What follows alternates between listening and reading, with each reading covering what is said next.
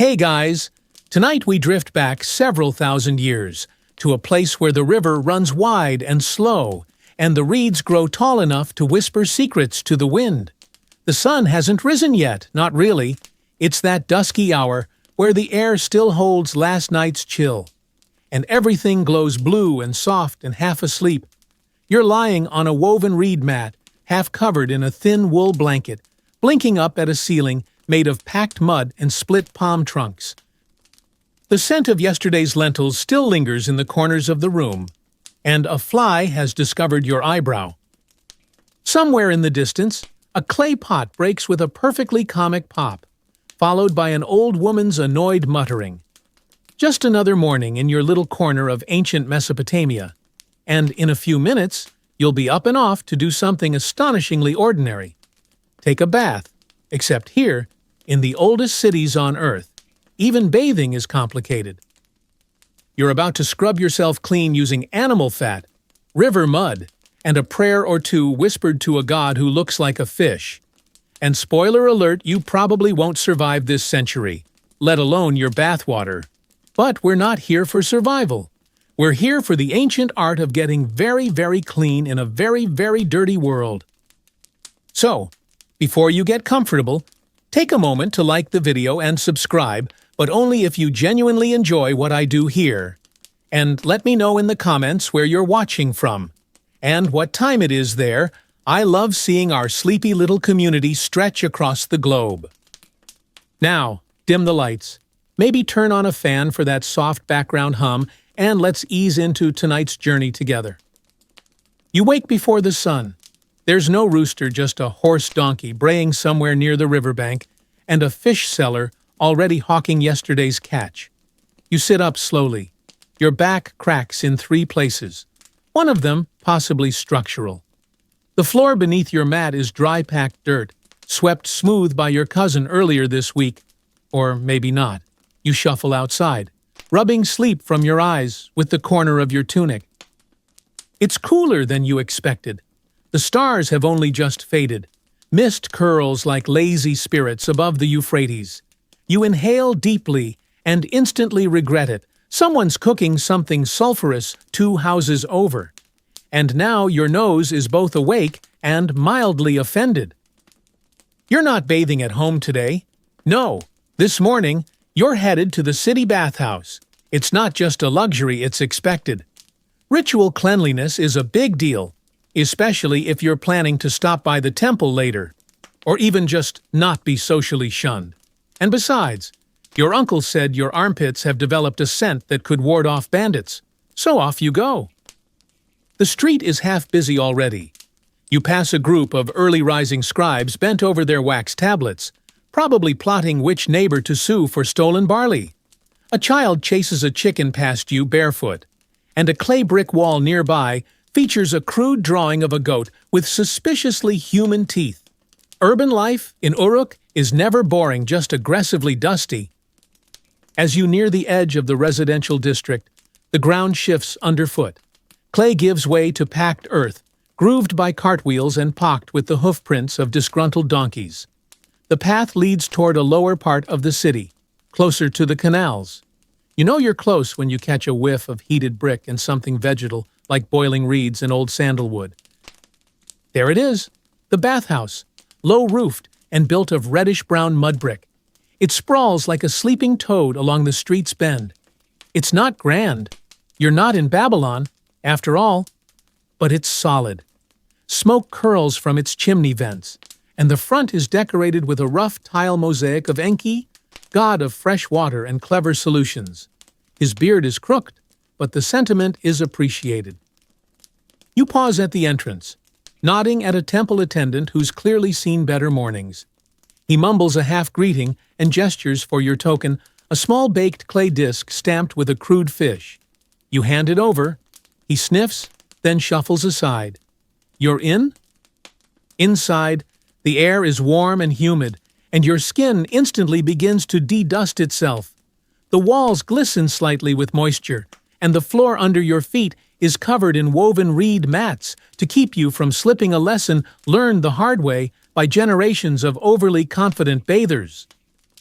You're directed first to the outer room. It's not quite private. Think of it like an open-concept locker room with a few low benches, a basin or two, and hooks made from bent bronze. You remove your tunic modestly, but not too modestly, and fold it neatly. A boy offers to hold it for a small fee. You decline. He shrugs and disappears behind a curtain. You step forward, onto the warm tiles of the bath area proper. A few others are already there, one old man muttering a hymn as he rubs his chest with what appears to be a brick, two women arguing in whispers over a shared pot of oil, and someone important-looking being ceremonially rinsed by three assistants. You nod politely and shuffle toward the less glamorous end of the pool. The water is not clear. It's not quite opaque either. Let's call it characterful. You've seen worse during festival season.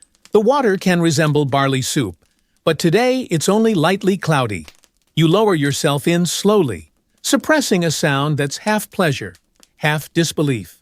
Warm, really warm, like a hug from the sun's older cousin. You sit, letting the heat soak into your joints. Steam rises gently around you. Somewhere behind the partition, someone begins playing a stringed instrument off-key. You try to identify the tune, fail, and decide not to care. You're not clean yet, not by local standards, but for the first time this morning, your shoulders unclench. The world outside can wait. Right now, it's just you, the water, and a bath tradition older than pyramids, and possibly that suspicious fish statue still watching you from across the room. You don't get to stay in the warm water forever. That's not how it works here. Not unless you're someone whose name comes with a title and whose sandals are never muddy. And judging by the callous situation on your feet, you are definitely not that someone. After a few blissful minutes, a young attendant waves you over with all the enthusiasm of someone who's been steaming people like dumplings since sunrise. You trudge out of the water, instantly aware of every cool draft tickling your skin. The air smells different here, sharper, with undertones of charcoal and something tangy. Maybe vinegar, maybe regret. You're led to the cleansing area, just a fancy name for a sunken square lined with polished stones and buckets. This is where the real work happens. You sit on a low stool, knees up, while the boy grabs a clay jar and pours lukewarm water over your head like he's extinguishing a small campfire. Then comes the scrub. The first thing you notice is that the cloth isn't soft, not remotely. It's rough, like sandpaper's angry cousin. The second thing is the paste. It's gray, it's gritty, and it smells like wet fireplace. It's an early kind of soap. Historians believe a mix of ash, animal fat, and possibly pulverized herbs. Possibly, more likely, someone dropped a broom in a pot and called it a day.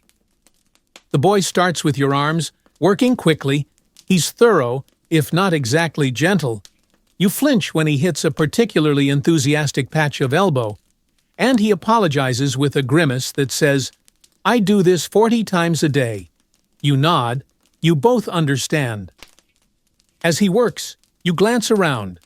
Others are getting the same treatment. One man nearby is being scrubbed so furiously he looks like a dusty statue halfway through restoration. A mother and daughter pair giggle over a dropped oil flask, while an older priest stares into the middle distance like he's solving theology with each rinse. This bathhouse isn't just a hygiene station. It's a community hub and a class marker. Your section of the bath's modest, functional, lightly moldy is for the average citizen. Go 3 steps to the left and you'll hit the priestly tier, which features heated stones, flower oils, and water filtered through linen. The truly elite. They don't even come here. They have private courtyards with slaves who do all the scrubbing for them. Their skin probably smells like cinnamon and social privilege. You, however, get an extra dose of scalp scrub and a complimentary splash in the eye. "Good ash today," the boy mutters, rinsing your head again. Not too sticky. You don't know if that's a compliment or just a fact. You nod politely, blinking water out of your eyelashes. Once rinsed, you're handed a reed brush more like a broomstick's mini version and encouraged to scrape your own legs. It's tradition. Also, the boy clearly doesn't want to deal with your knees. As you bend over and begin scraping away the outer layer of what was once you overhear a quiet conversation between two elderly men beside you. Used to bathe in the ziggurat pool. Only priests allowed. Warm all year. Full of fish, sacred ones. Still bit my toe. Divine punishment. You try not to laugh and accidentally inhale a droplet of reed-scented steam instead. It's an ancient experience. You remind yourself, spiritual, even. Suffering is part of the process. Once your skin is as pink and shiny as a boiled onion, you're led onward to the cold rinse. This isn't optional. A boy with no discernible soul dumps a bucket of cold river water directly over your back. You yelp, everyone yelps. It's tradition or trauma, sometimes both. You gasp like a beached carp and swear quietly to Enki. That's how you close the pores, the attendant says, proud. Historians still argue whether these routines were primarily about health or religion. On the one hand, the ritual nature of the steps, hot soak, scrub, cold rinse, aligns with temple purification requirements. On the other hand, given the sheer amount of body lice in circulation, it's fair to say hygiene wasn't winning any awards. People were very clean, but in a very itchy way. But there's something more to it than just tradition. You notice how people linger after their rinse. They stretch, they chat, they sit on low benches with steam curling from their shoulders like miniature weather systems. The bathhouse is a kind of public therapy, a space to be human, bare and basic, in a world that's otherwise full of floods, famine, and that neighbor who thinks their goat is better than yours. You're handed a small cloth barely enough to dry your knees and pointed toward a warming corner. There, heated stones radiate gentle warmth, and a man offers you a sip of something fermented and suspicious. You decline. Another man accepts and immediately sneezes with his whole body. You're done, the boy tells you. You nod, gather your now damp tunic, and begin the delicate process of getting dressed without flashing anyone or stepping in a puddle of someone else's enlightenment. As you prepare to leave, you catch sight of a tall figure walking toward the elite section. He's wearing a fine linen wrap, and two servants carry scented oil jars behind him like loyal ducks. He doesn't meet your eyes. He probably doesn't see you at all.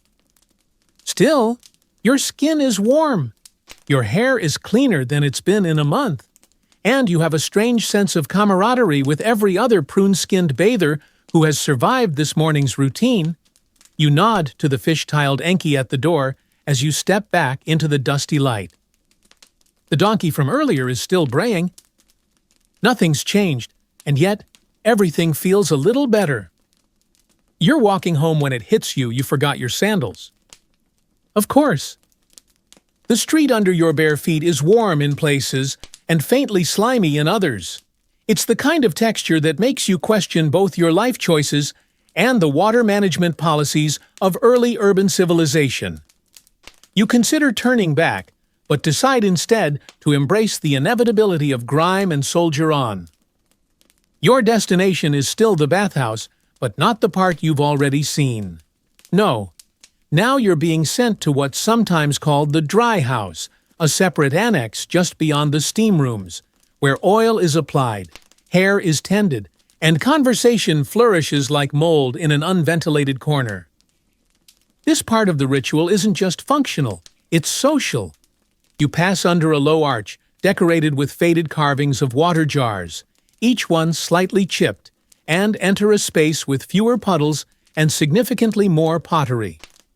Large jars line the walls, each sealed with waxed cloth and marked with pictographs indicating contents: oil, scent, ground herbs, mystery. You're assigned to a bench next to a stone basin and a surprisingly cheerful attendant who greets you with a nod and what might be a song fragment. He picks up a jar and removes the covering with a practiced flick. The scent hits you before you see what's inside. It's sweet, earthy, and slightly roasted, like sesame left too long in the sun. He dips his fingers in and gestures for you to tilt your head. The oil is warm, not hot, but warmed by a coal pan nearby. As he begins massaging it into your scalp, you try to relax. It's not easy. The pressure is precise, too gentle to hurt, too firm to ignore. You find yourself leaning into it like a cat on a windowsill. "This one's sesame with a little camphor," the man says, as if he's discussing fine wine, good for headaches and pretending your life is better than it is. You snort, he grins. All around you, others are being similarly pampered. One woman has her hair braided by two assistants while a child fans her with a reed mat. A group of older men sit in a corner playing some kind of game involving small polished stones and pointed muttering. A priest walks by with a tray of tiny cakes. You steal one with your eyes. He notices, offers you one. You accept. It's dry, but politely so. This part of the bath is less formal, less about gods, more about gossip. The attendant continues working oil into your hair, then down your shoulders and arms with long, sweeping motions. It feels ceremonial, though the only deity involved now is maybe the god of sore muscles. You overhear a woman behind you discussing her neighbor's goats with the kind of venom usually reserved for tax collectors. "His smallest one ate my husband's scrolls. Important scrolls. Very cursed now. That goat." The woman beside her nods solemnly. "I always thought it looked smug." You smile and shift slightly as the oil is worked into your legs. The attendant is now using a smooth stone to press the oil deeper into your skin, a technique believed to help with circulation and to discourage whatever invisible demons Mesopotamians thought caused fatigue.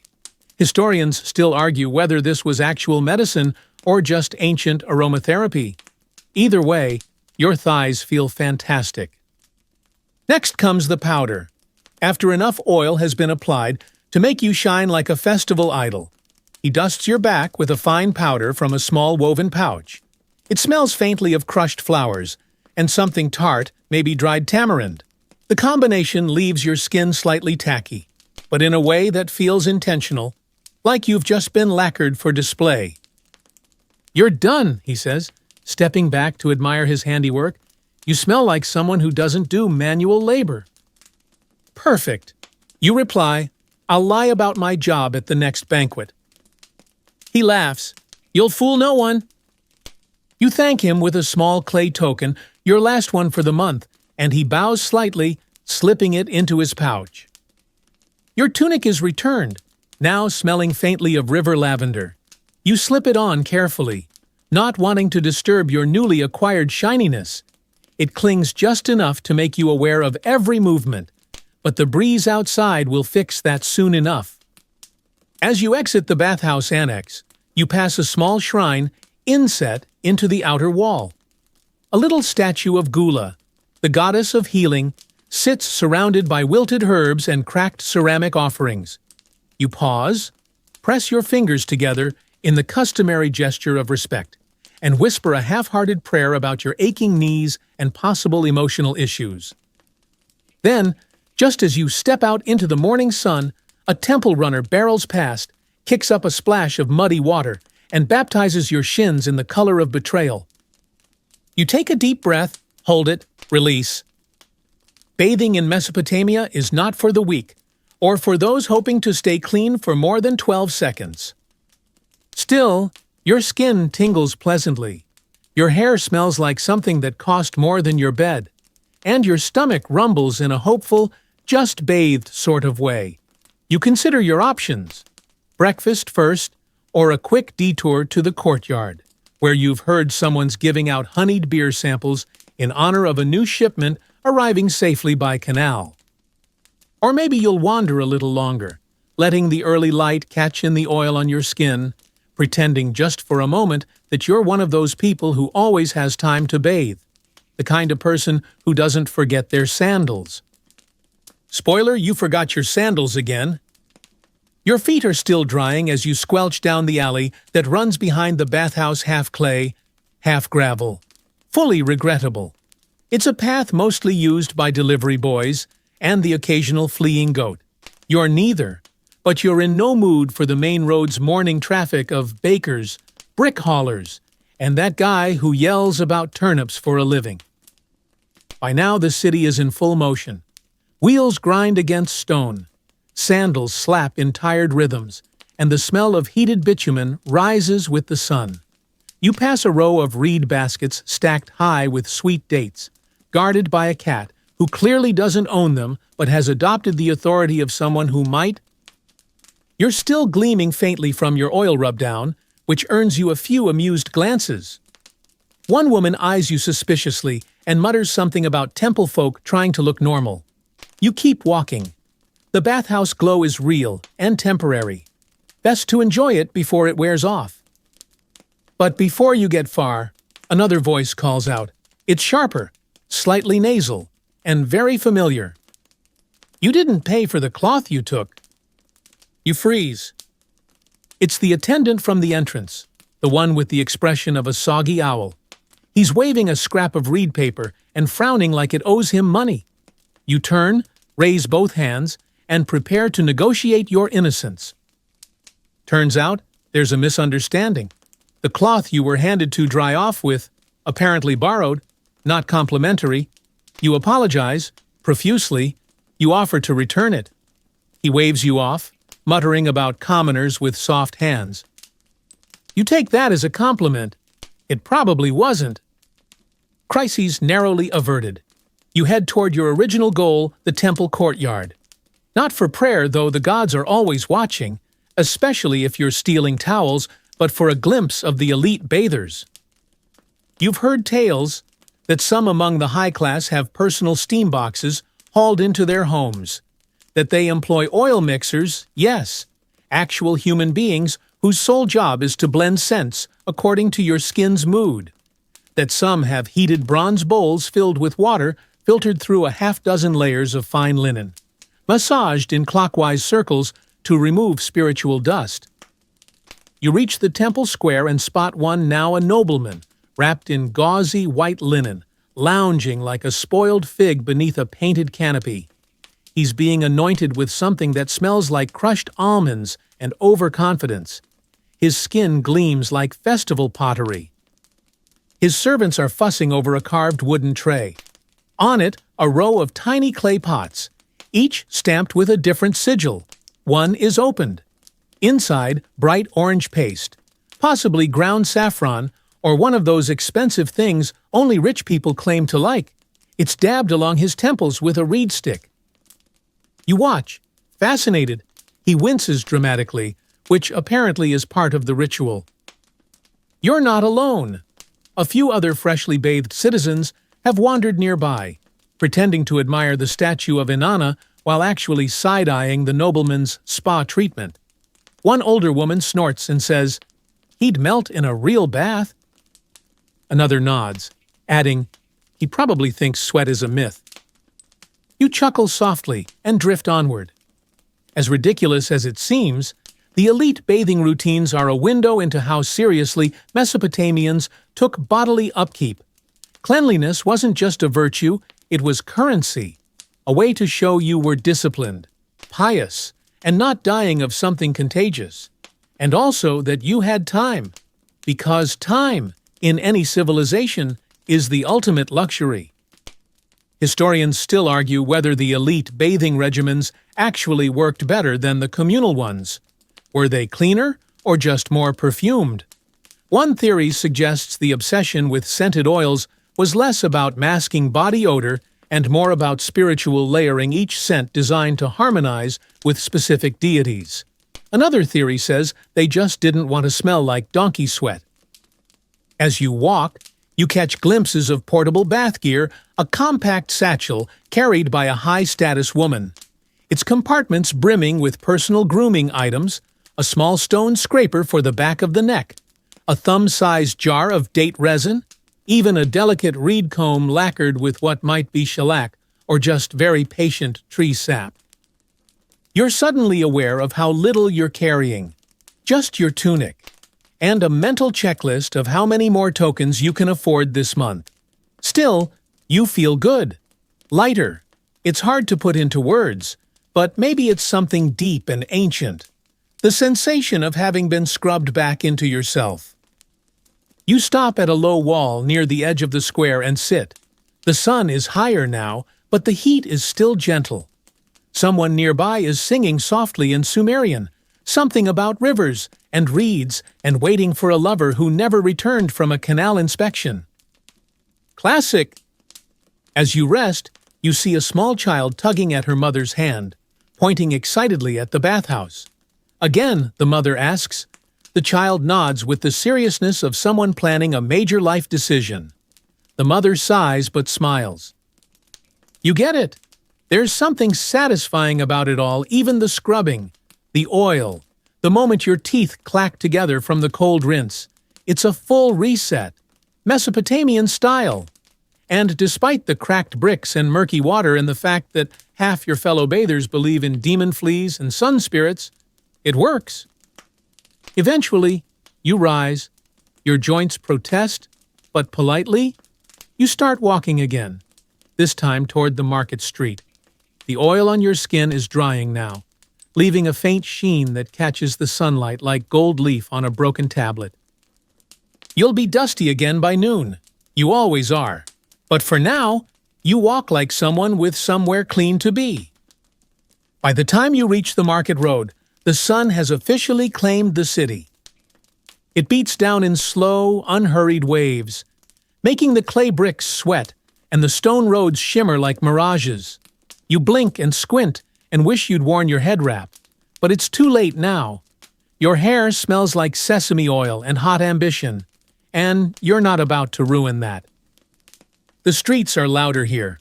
The bathhouse was full of murmurs and steam hum, but the market is percussion hammer on pot, goat on everything, trader on trader shouting matches.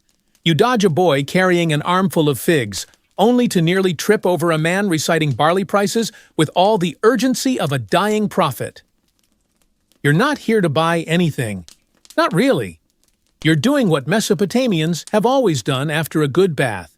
You're walking slowly, radiating your temporary cleanliness like a smug beacon of oil-slicked enlightenment. And besides, the market has something the bathhouse didn't stories. It's where people come after they've been scrubbed and steamed and defleed. A congregation of the freshly bathed, ready to brag about how much dead skin came off, or which servant used the wrong oil and is now cursed. As you move past the melon stall, a familiar voice stops you. Did they scrub your ears this time? You turn, it's your cousin, tall, slightly hunched, wearing the kind of grin that usually means he's either about to borrow money or deliver unrequested news. Yes, you say, and I can still hear your voice, unfortunately. He laughs and falls into step beside you. I was there yesterday. They used the scraper. You know, the one that feels like it came from a ruined temple wall. They used that on your ears. They used it everywhere. I still can't sit properly. You wince sympathetically. He starts rattling off news who got into an argument at the bathhouse, who forgot their tokens and tried to pay in onions unsuccessfully, which priest slipped on oil and claimed it was divine movement. The bathhouses in Mesopotamia weren't just about getting clean. They were social theaters, status displays, platforms for both announcements and passive-aggressive compliments. And your cousin, being a bath attendant's nephew, has seen it all. He tells you about a merchant who insists on bringing his own soap imported from some city across the sea, made of what sounds suspiciously like whipped lime and vanity. No one likes him, but everyone tries to stand near him when he opens the jar. Yesterday, your cousin says, lowering his voice, the soap got stolen. You stop walking. By who? No one knows. One moment it was on the bench. The next, it was gone. Whole bathhouse was in uproar. A temple scribe suggested divine punishment for arrogance. The merchant tried to accuse a priest. The priest coughed on him. You nod solemnly. Justice. He grins. I love this job. You keep walking. Now past the spice stalls. They smell stronger today. Saffron, cumin, and something sharp that might be dried fish pretending to be exotic. Your cousin veers off, waving over his shoulder. He's going to check on a friend who may or may not be making illegal rose oil in a rooftop. Still, you don't ask questions. You pause at a stall selling personal grooming tools, wooden combs, pumice stones, tiny scoops for the inner ear. Yes, really. The seller greets you warmly, as if he can tell you've just bathed. He probably can. You examine a scraper shaped like a crescent moon. The seller swears it's good for both skin and curses. You nod but don't buy it. The tools here range from crude to unexpectedly refined. A bronze razor gleams beside a jar of crushed oyster shell, labeled tooth powder. You imagine scrubbing your teeth with that and decide you'd rather just have bad breath, which, in Mesopotamia, was already a known hazard. Historians still debate whether oral hygiene was part of the bathing ritual or considered an entirely separate battle one often lost. You leave the stall and turn toward the shade of a nearby awning. Beneath it, a group of older bathhouse regulars are gathered in a lazy circle. One is recounting the exact moment he slipped during his cold rinse and claims he saw the face of Ishtar herself. Another insists that the original bathhouse design came in a vision to a long-dead king, delivered by a talking fish. You listen, you sip a small clay cup of date wine, and you realize that this idle, fragrant, warm moment is what people really come for. Not just the scrubbing or the oil or the prayers, but the lingering afterward, the gossip, the ancient comfort of a clean body in a dusty world, surrounded by others who also endured the sting of hot ash soap and lived to tell the tale. Eventually, the conversation drifts into silence. The heat deepens, one by one. The elders lean back, arms crossed over bellies, heads tilted toward sleep. It's not a formal nap, just a communal agreement to stop trying for a while. You stay a bit longer. The city moves on. Someone yells about a missing pig. A vendor starts banging on a pan. But here, beneath the woven awning, the bathhouse afterglow holds steady. And as you sit, freshly rinsed and slightly sticky with oils, you begin to think, not for the first time, that maybe cleanliness in Mesopotamia wasn't about removing dirt so much as replacing it with something softer, something scented, shared, and strange. You finally rise from the woven mat under the awning when your legs start to fall asleep. The elders are still half dozing, one of them softly humming something that might be a lullaby, or just the musical version of digestion. You stretch carefully, not wanting to disturb the oil on your back, which has started to feel pleasantly tacky, like sun-warmed beeswax. Your next stop isn't a bathhouse, it's a visit specifically to someone whose job is to make bathhouses possible. You take a winding path through narrower streets, one stitched between the city's outer granaries and the old wall foundations. These alleys smell like clay dust, spilt grain, and dried dung. You pass by a reed vendor, weaving mats with the resigned look of someone who'll be weaving mats until they become one. Then you reach it, your cousin's place. Now, calling it a place is generous. It's more of a long, crooked rectangle with 3 walls, a roof of patchwork palm, and a kiln that looks like it's auditioning to become a volcano. But this cousin's second cousin once removed, on your mother's side. Thrice complained about at family feasts, he works as a bath attendant, not one of the scrubbers. He's the guy behind the scenes, the soaper, the boiler, the architect of bathwater. Still shiny, he says, squinting at you as you approach. You wave, temporary. He nods knowingly, like everything. He's in the middle of grinding something in a stone bowl. It looks like wet ash mixed with, possibly, fruit peels. He doesn't explain. Instead, he gestures for you to sit, then returns to his task, muttering about batch ratios and last week's explosion. You wisely do not ask. As he works, you realize he's preparing soap, or at least something that passes for it in this part of the world. Ash from burned date pits. Fat from whatever animals were generous enough to be rendered this week. Occasionally, he'll toss in a sprig of something green and whisper, for the scent, as if the scent hasn't already accepted defeat.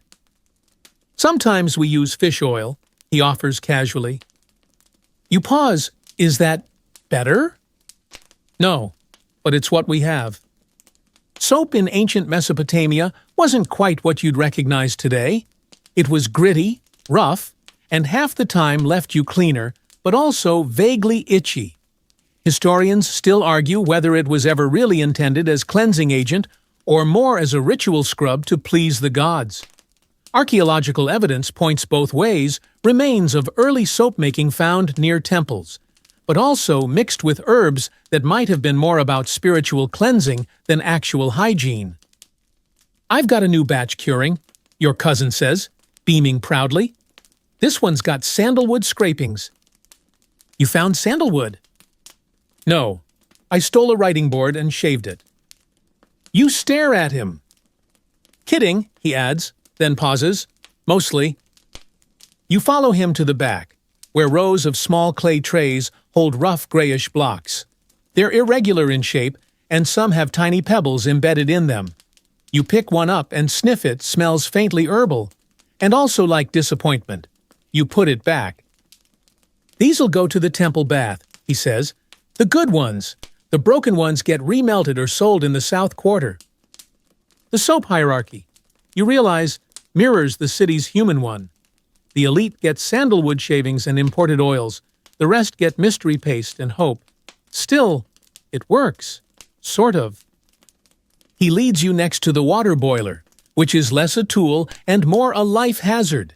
It's a huge clay pot sunken into a fire pit, with a reed lattice dome over the top, and a complex system of drains, scoops, and worryingly scorched levers.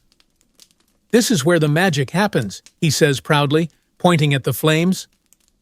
By magic, you mean scalding? Only sometimes. You peer inside.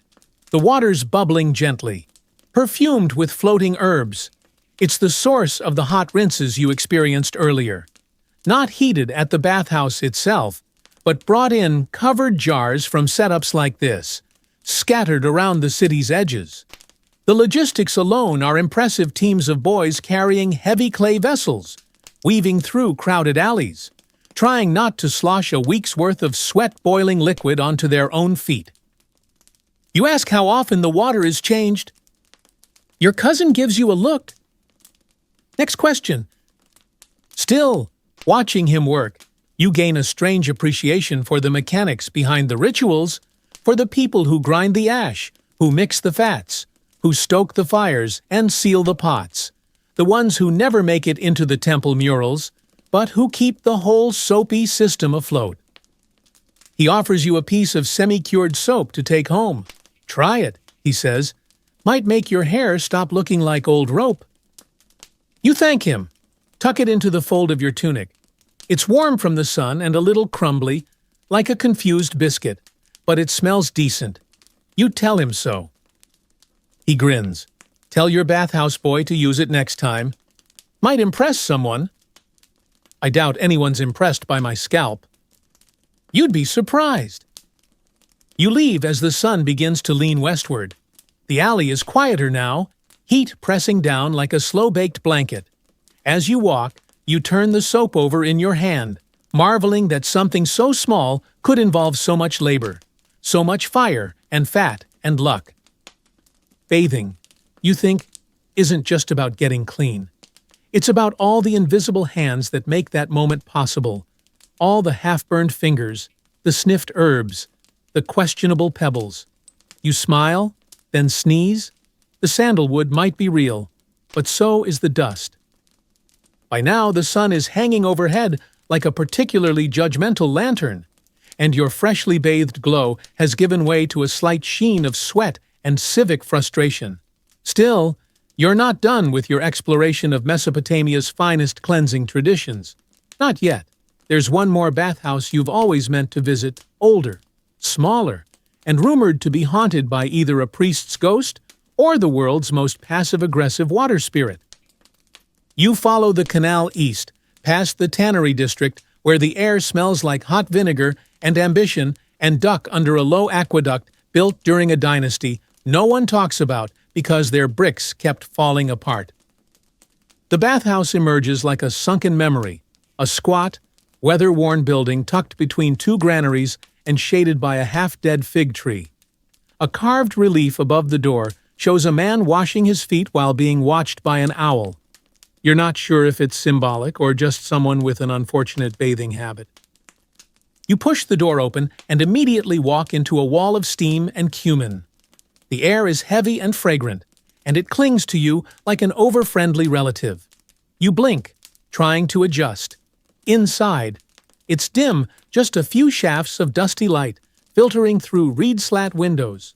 The walls are plastered with faded murals, many of which involve smiling people holding ambiguous jugs. This bathhouse is different. Not temple-run, not fancy. It's the neighborhood kind. The kind people come to not just for cleansing, but for a moment of privacy in a city that never quite shuts up. You're greeted by a broad-shouldered woman who looks like she once lifted a donkey on a dare. She nods toward the bench and hands you what appears to be a folded scrap of linen and a block of something vaguely green. Soap, you ask? Clay and mint, she grunts, and maybe a little copper. You don't ask what a little copper means. You change behind a woven mat, then enter the main chamber. It's smaller than the others, with just two pools, one hot, one cool, and a scattering of shallow basins around the edges. A few patrons are already there. A man with a voice like gravel, humming softly to himself. A mother gently washing her toddler's hair. A man sleeping upright with one foot in the water. You ease yourself into the hot pool. It's a different kind of heat, more mineral, more alive somehow. You exhale slowly, letting your shoulders sink below the surface. The clay mint copper concoction starts to melt in your hand, and you rub it gently along your arms. The scent rises earthy, sharp, oddly comforting. This place doesn't have attendants. Here, you bathe yourself, scrub yourself, rinse yourself, and if you drop your soap and someone else picks it up for you, you owe them a drink and probably your life savings. You sit quietly, letting the heat work its way into the tight corners of your day. It's not glamorous, it's not sacred, but it's deeply, bone-deep real. A man nearby turns slightly and says, "First time here?" You nod. He smiles. Watch out for the cool pool. It's colder than the goddess's temper. You thank him and, a few moments later, decide to test his warning. The cool pool isn't cold. It's glacial. You dip one foot in and question every choice you've ever made. Then, bracing yourself, you slide in all at once, gasping as your entire soul momentarily vacates your body. The man was right. If Inanna ever took a bad mood, this was it in liquid form. But then clarity? Your skin tightens, your mind sharpens, you feel clean. Not just surface level, but like something deep inside, you just got scrubbed by time itself. It's oddly invigorating, like a restart button for your brain. And suddenly, you understand why people come here. Not to be seen, not to impress, but to reset. Historians still debate how much daily bathing mattered to ordinary Mesopotamians. Some believe it was rare, reserved for religious events or seasonal changes. Others argue that places like this, modest, unassuming, fiercely local, were far more common than temple records let on. The evidence is scarce, but the clay drains, soap remnants, and folk songs about that time, "Uncle fell into the hot pool" again suggest otherwise. You dry off on the cracked bench, air drying more than toweling, and get dressed slowly. No one rushes here. Even the steam seems to move with purpose. As you leave, the broad-shouldered woman hands you a tiny pinch of herbs wrapped in cloth. "For your house," she says, "to burn after a bad day." You nod, unsure if she's being kind or cryptic. Probably both. Outside, the sun has mellowed. The sky has that late afternoon softness, and the fig tree offers more shade now than it did before. You walk back along the canal, the scent of mint and copper still clinging faintly to your skin. You don't feel important. You don't feel sacred. You just feel reset, like all the pieces of your day have been wiped clean and rearranged into something quietly tolerable. A breeze stirs, carrying the smell of river water and baked brick. You smile, and for the first time in days, your sandals don't squeak. You're back on the main road again, feet blessedly dry, tunic fluttering a little in the breeze. Your hair still smells like someone's idea of forested holiness, thanks to the mint copper soap, but your body is beginning to remember that it lives in a desert city built from mud and prayer. Dust clings to your ankles within minutes, but you don't even care. You're heading now to the temple quarter, not for worship exactly, though it's hard to avoid the gods here. No, you've been told there's a priestess who can explain the why behind all this bathing business. You want to understand what drives this ancient obsession with scrubbing, soaking, steaming, and oiling until even your bones feel polite. You pass beneath a grand gate flanked by painted lions, faded now, but still magnificent in that don't mess with us sort of way. The path winds between towering ziggurat walls and colonnaded courtyards filled with low benches and sleeping dogs. There she is, sitting cross-legged under a fig tree, a scroll open on her lap, surrounded by cracked tablets and a very focused goose. She's older than you expected, gray-haired, leathery-skinned, with the calm gaze of someone who knows exactly how long humans can go without bathing before the gods stop listening. She glances up as you approach. You smell like the old bathhouse. You blink. The haunted one? The mint gives it away. You introduce yourself. She nods once, sets the scroll aside, and waves you down onto a mat beside her. It smells faintly of incense and chalk. The goose honks at you, then seems to forgive your existence. So she begins. You want to understand the point? Yes, you say. We do all this scrubbing, rinsing, oiling, scraping. Is it really just about looking presentable? She chuckles. That's like saying temples are just for shade. No, dear, bathing here always has been about three things: dirt, demons, and divinity. You wait. She continues, lifting one finger at a time. Dirt, because this land makes you filthy the moment you step outside. You can't live beside two rivers and not have mud in places you don't want to discuss. You nod, already thinking about your sandal straps.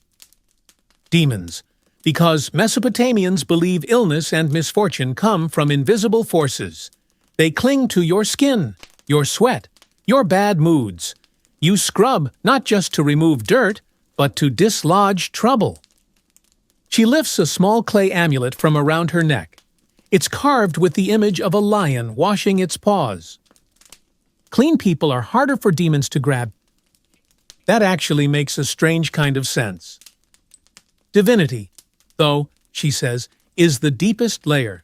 To enter a temple, you must be ritually pure.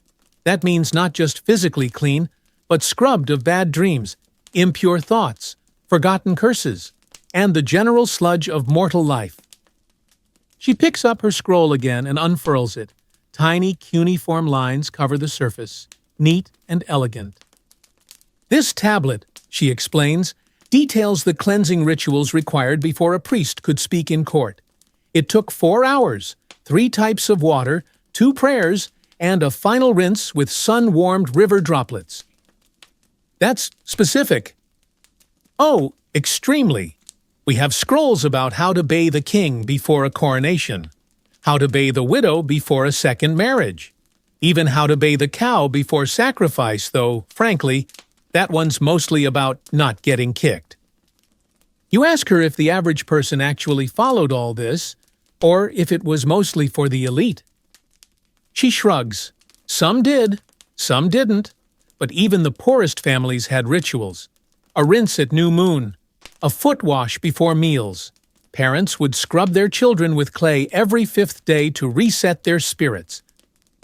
Historians still argue whether these everyday cleansings were genuinely believed to fend off illness, or whether they were just inherited behaviors from temple customs. But here, in the temple quarter, belief and behavior are the same thing. Besides, the priestess adds, don't you feel better after a bath? You nod, definitely. There you go. She stands slowly, stretching. The goose follows. I must go now, she says. We have a festival coming. Lots of scrubbing. The statues, the altars, the priests, even the floor. You wash the floor. Of course, the gods don't walk on dirt. You thank her and rise to go. She pauses and says, if you really want to understand bathing in this city, don't just watch people clean. Watch what they do after. That's when you see the change. You nod again and walk away slowly, the sound of the goose flapping behind her like applause. You make your way out of the temple quarter, past tiled courtyards and oil-slicked offerings, and back toward the common streets. You pass a group of boys playing in the runoff from a fountain, splashing each other with such joy that a passing woman blesses them out loud. You pass a man sitting on his stoop, washing his feet with the practiced rhythm of someone who's done it every night for 50 years. A tiny cat watches him from under the steps. And suddenly it clicks. Bathing here isn't an event. It's a rhythm. A pulse woven into the day, into the city, into the way people breathe, move, and think. Scrub away yesterday. Anoint yourself for tomorrow. Repeat. You don't need a haunted bathhouse or temple oils or sandalwood flakes to take part in it. Just a basin, a pot of warm water, a quiet moment. The river does the rest. You head back toward the river. Not to swim, no one in their right Mesopotamian mind would do that unless they were extremely desperate or a fish-worshipping mystic. But to observe, the Euphrates isn't just a water source, it's the oldest mirror in the city. Every reflection here has been muddy for thousands of years. The riverbanks are busy. Women are rinsing linens. Children are chasing frogs with sticks too short to be useful. And a man is trying to convince a cow to reconsider its life choices. You find a smooth rock under a palm tree and sit, half in shade, half in thought. This is the original bath. Before the tiled pools, the clay soap. The priesthood inspections people came here. Scooped water with jars, scrubbed with reeds, sang to themselves or to whatever spirit might be listening. The river has seen everyone: kings, beggars, priests, bandits, lovers rinsing away perfume after a night that ended in too many lentils. Next to you, a young boy splashes his hands in the shallows. His mother calls for him to come wash his feet properly. He grumbles but obeys, kneeling at the water's edge and plunging his dusty toes in like he's dipping them into lava. Across the river, a group of temple novices are performing what looks like a cleansing rite. They're waist-deep, holding jars over their heads and murmuring in cadence. One tips his jar too far and douses himself completely. The others laugh. A senior priest glares. Tradition preserved. You watch for a while, then lean forward and cup water in your hands. It's cooler than you expect, with that faint herbal tinge that rivers always seem to carry, like time has soaked in it too long. You rinse your face, slowly, carefully, not because you're dirty, but because it feels like the right thing to do. Behind you, a merchant is telling a story about a man who once fell into the river and came out so clean he glowed for 3 days.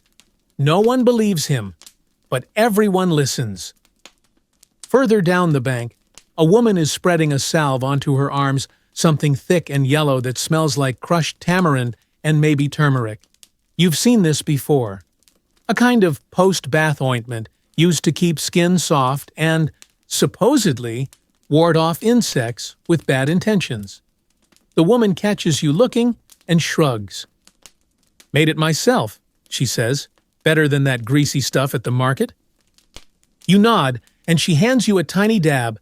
You rub it onto your wrist. It smells like someone tried to cook a garden and stopped halfway.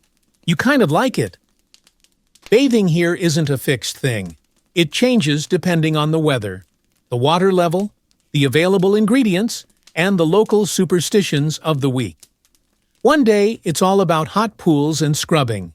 Another day, it's river rinses and spicy ointments. Always shifting. Always local.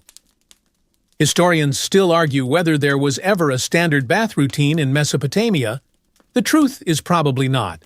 City to city, district to district, the rituals bent to suit the soil and the stories.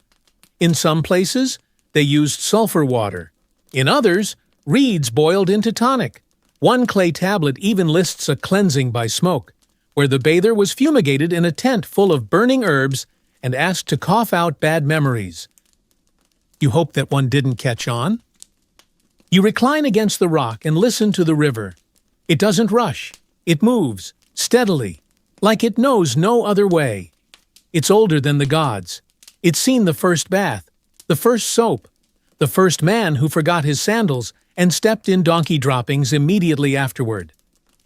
You realize something else, too, for many people here. Bathing isn't just a once-a-day reset. It's transitional. You bathe before you pray, before you feast, before you mourn, before you marry, before you go to court to argue over whose goat is eating whose fence. It prepares you not just physically, but mentally, emotionally. You enter the bath, one version of yourself, and emerge slightly edited, slightly softer. A donkey wanders by and sniffs your head. You pretend not to notice. It decides you're uninteresting and continues on.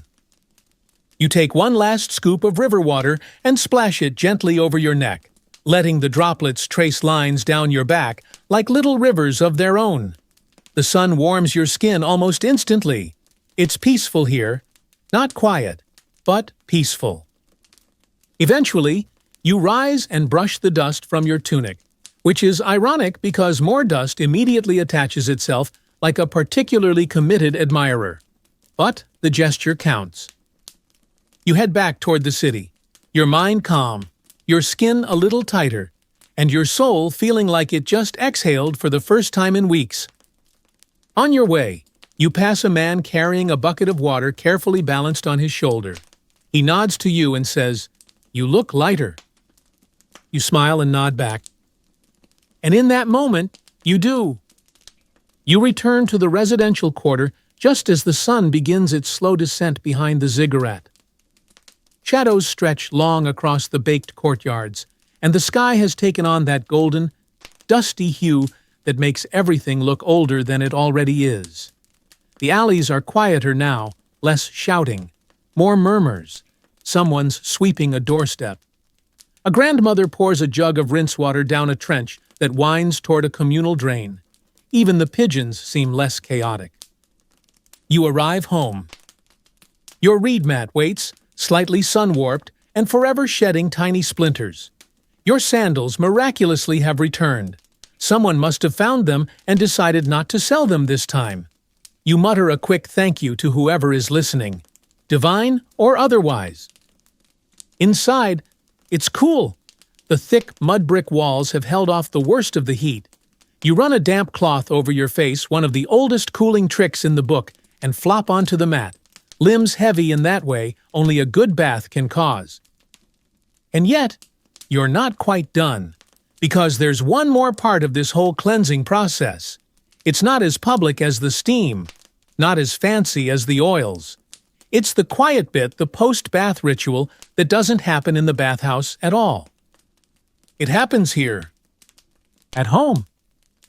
You sit up and reach for the small pouch you brought back from the old woman at the haunted bathhouse. The herbs inside are still fragrant, earthy, slightly sweet, with a peppery bite that makes your nose twitch. She said to burn them on a bad day.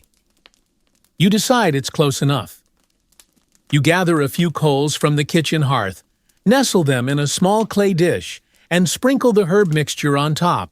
It crackles faintly, sending up pale tendrils of smoke that wind through the air like sleepy snakes. You fan it gently toward yourself, letting the scent drift over your face, your hair, your shoulders. You're not entirely sure what it's supposed to do. Ward off illness. Calm the spirit. Confuse mosquitoes. Maybe all three. The point isn't the result. It's the gesture. The moment of pause. Because here, in ancient Mesopotamia, clean doesn't end when the soap runs out. It's a full experience, a rhythm of preparation and wind down, of rising from the grit and lowering yourself into the evening, of facing the city scrubbed of sweat, then retreating back into yourself with a body that smells faintly of river and heat. You lay back again, eyes drifting toward the low ceiling beams, where tiny cobwebs tremble in the evening breeze. Somewhere outside, a neighbor is playing a stringed instrument with 4 good notes and 2 deeply confused ones. It doesn't matter. It's familiar, soothing. Yours. The smoke curls upward and mingles with the scent of dinner. Someone nearby is roasting onions and lentils. And now your stomach joins the conversation. You'll eat soon, but for now, you're still in the quiet glow of post-bath softness. You glance down at your arms, noting how the oil has absorbed into your skin. Your hands are no longer sticky, just warm, like polished wood, the kind of warmth that lingers even in silence. It occurs to you that very few things in life are certain here. Crops fail, roofs leak, rivers flood, goats rebel. But bathing is one thing you can count on. Whether it's from a clay basin, a temple spout, or a smoky stream by the canal, water will always find you, soothe you, remind you that you're human and covered in dust, but worthy of scrubbing. You think about the priestess's words that people change after the bath, and you start to believe it, not because your soul feels newly polished, but because everything seems just a little more bearable now. Like the edges of your problems have been gently filed down by steam and oil and herbal smoke. You breathe in. You breathe out. The light is lower now. Shadows stretch like cats' paws across the floor. You can hear laughter in the alley, kids chasing one another, arguing over who has the best dirt ball, which is apparently a thing. You smile. Bathing here isn't just habit, it's hope. A little daily resurrection, a chance to say, today was terrible, but at least I am less crusty than before. Historians still scratch their heads over how something so simple could be so culturally vital. But they've never walked home still steaming slightly, still smelling faintly of sesame and satisfaction, only to light a dish of herbs and feel the day fall away. You close your eyes. The instrument outside hits a very wrong note. You don't even flinch. You're clean. And that, for today, is enough. The next morning greets you with the subtle grace of a dropped amphora, a loud squawk, a crash from the neighbor's courtyard, and the unmistakable sound of someone arguing with a goat over ownership of a melon. Welcome back to reality. You stretch on your mat, joints creaking like old wagon wheels. Your skin feels slightly stiff from yesterday's bath oils mostly absorbed. Minty freshness faded, but there's still a softness beneath the dust that's returned in the night. A memory of cleanness, if not the thing itself. You shuffle outside and blink at the morning light. It's already hot. The kind of heat that wraps around you before breakfast and whispers, today is going to be moist. But you have plans.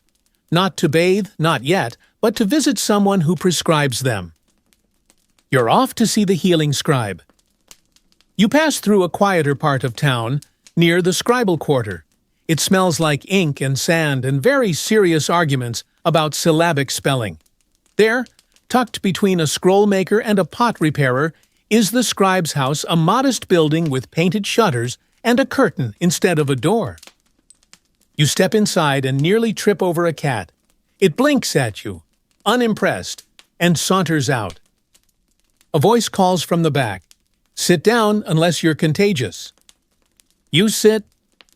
Moments later, a thin man emerges, ink stains on his sleeves and a look of mild disappointment on his face, like he expected someone with more visible boils. He waves a stylus at you. "Bath problem." "Not exactly." You say, "I'm exploring them." "Spiritually?" "Historically." He pauses. "Odd hobby." "Odd scribe?" He grunts. "Fair point." He rummages through a stack of clay tablets, muttering about alphabetical curses and that one woman who thought beet juice cured sadness. Eventually, he pulls out a small palm-sized tablet and hands it to you. "Popular prescription," he says, "for inflammation, bad dreams, or marital tension." You squint at the cuneiform. It just says bathe. He grins. "Exactly. Mesopotamian medicine at its finest." He explains further, bathing was commonly used as a medical remedy, not just for the spiritually muddied, but for the physically afflicted. Scribes like him would issue prescriptions: bathe in hot water mixed with sulfur, rinse with donkey milk, apply paste made from crushed figs and copper flakes. Basically, if it could be smeared, soaked in, or sweated out, it was medicine. "There's a whole list," he adds, flipping through another stack. "Listen to this one. Bathe at dawn, anoint with myrrh, eat 3 olives, and avoid eye contact with your mother-in-law." Very powerful. Did it work? No one complained, but also, they didn't come back. He shows you another tablet, this one for something called melancholy of the liver. The cure: steam in eucalyptus, scrape back with fishbone, rinse with cold beer. You raise an eyebrow. Was that common? "Not the beer," he sighs. "That was special occasion medicine." Historians still debate how effective these remedies were. On the one hand, warm water, rest, and fragrant oils probably did help. On the other hand, the liver was blamed for more emotional problems than a bad marriage. Some scholars suggest these bath-related treatments were more about ritual reset than cure an attempt to clean the soul so the body might follow. "You know," the scribe says, lowering his voice, "some believed certain baths could cure madness. If the water was collected before dawn, from the north side of the river, during a crescent moon." Sounds inconvenient. "Cleansing isn't always convenient," he shrugs. You thank him, offer a token, and prepare to leave. He stops you at the doorway. "If you're going to the sulfur baths," he says, "don't inhale too deeply." You stare at him. He grins. "Just advice." You step back into the street, clutching the small tablet. It's warm from your hand, and the word bathe sits heavily on it. A command, a comfort, a cure. You decide to head toward the sulfur baths, not to soak, necessarily, but to see them. They're located just outside the city wall, where the land begins to sink and bubble. A low, marshy field with steam rising in lazy columns. The smell hits first eggs, rot, and some kind of mineral tang that might be old coins. It's not pleasant, but it is memorable. The bath complex itself is modest brick pools half sunken into the earth, steam drifting from vents, and a group of bathers sitting around looking faintly like damp spirits. No one talks much here. The sulfur baths are considered serious business. They draw those with skin afflictions, joint pain, headaches, and spiritual disturbances that no amount of mint soap can fix. You sit on a low wall and watch. An old man slowly lowers himself into the murky water, groaning with each inch. A woman sits nearby, eyes closed, letting steam rise around her head like a halo made of unpleasant science. A child dips a ladle and pours it over her mother's back, over and over again. No temple priests here, no scented oils, just heat, minerals, and the quiet hope that this whatever this is will help. You think back to the scribe, to the woman under the fig tree, to your cousin mixing soap like a wizard who failed chemistry. Each part of the city has its version of the bath, its idea of what healing looks like. And here, in this stinking field of steam and suffering, it's endurance. A slow soak, a patient wait, a quiet prayer that the ache will ease. You close your eyes and breathe shallowly. Not everything smells good. Not everything feels sacred. But even here, in the muddiest corner of the city's cleansing rituals, there's something deeply human. We bathe. We hope. We begin again. You don't stay long at the sulfur baths. A single whiff of the deeper pools makes your eyes sting, and your sense of optimism evaporate faster than steam off hot mud. You nod respectfully to the bathers because they clearly have more spiritual fortitude or fewer functioning nostrils than you and shuffle back toward town. The road you take winds past the back of the market again, where carts are being loaded for tomorrow's trade runs. Barrels of dates, jars of fish oil, bundles of reeds, and, sitting in a little crate like forgotten treasure bath supplies. You stop. This is a traveling apothecary's stand, and the crate is filled with the oddest collection of personal hygiene tools you've seen so far. It's like someone raided a temple storeroom, a fishing dock, and their grandmother's pantry, and then decided to sell the results. You crouch beside the crate and begin to sift. There are soap lumps in various states of denial. Some are round and solid, pressed with thumb-sized glyphs. Others are crumbly and leaking faint scents of herbs, salt, and desperation. One seems to have flower petals embedded in it. A sign next to it reads, "For romance. Do not use during eclipses." You keep digging. There's a bronze scraper, beautifully curved, etched with a pattern that looks suspiciously like a snake eating a fig. A reed comb with uneven teeth, likely hand-cut with more love than accuracy. A pouch of dried leaves labeled simply for after what is unclear, but the smell is soothing. You ask the seller, an older woman with more wrinkles than her robe, what the most popular item is.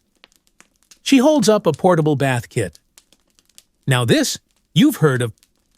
It's a cloth wrap, tied with hemp string, containing a folded linen strip for drying, a miniature scraper, a tightly sealed oil vial, and a single-use soap nugget shaped like a turtle. The whole thing fits in the palm of your hand and smells faintly of cedar and ancient ambition. For travelers, she says, or people who bathe away from home, or fancy types who want to smell important at the temple. You hold the kit. It's lighter than it looks. How much? She eyes you. You look moderately clean. Half a silver. You hand over a token instead, a trade token for a favor owed to your cousin, the bath boiler. She squints at it, shrugs, and waves you off. As you walk away, kit in hand, you start to realize that bathing in this city isn't just an activity. It's a portable identity. Everyone has their version, their method, their little routine tucked into the folds of daily life. And some take it on the road. Because the need to be clean doesn't stop when you leave town. Merchants traveling downriver carry their bath kits alongside their spices and ledgers. Diplomats visiting foreign kings bring their own oils better to smell like home than risk someone else's idea of sandalwood. Even soldiers, camped under the stars, will scrape off battle dust with rough cloths soaked in wine or vinegar. Then pray that whatever demon rode in on their left elbow has been duly evicted. Historians still argue over whether personal hygiene was really a priority for common Mesopotamians on the move, or just something recorded by elite scribes. But archaeological finds of portable combs, oil jars, and even carved scrapers suggests that cleanliness had value far beyond the bathhouse walls. You tuck the little kit into your belt and continue down the road, passing a caravan preparing for departure. Camels grunt, oxen shuffle. A scribe argues with a packer about the correct stacking order of amphorae, and one young guard sits off to the side, carefully scraping his arms with a flat stone and rubbing in a smear of sesame paste with the focus of someone preparing for a date, or battle, or maybe both. He glances at you. Too much dust on the road, he says. If you don't clean it off, it sticks to your dreams? You nod like that's not the most poetic thing you've heard all week. Later, in the shade of a small fig tree by the city wall, you finally unwrap the kit and examine each piece more closely. The oil is thicker than what they used in the bathhouse, likely a home mix.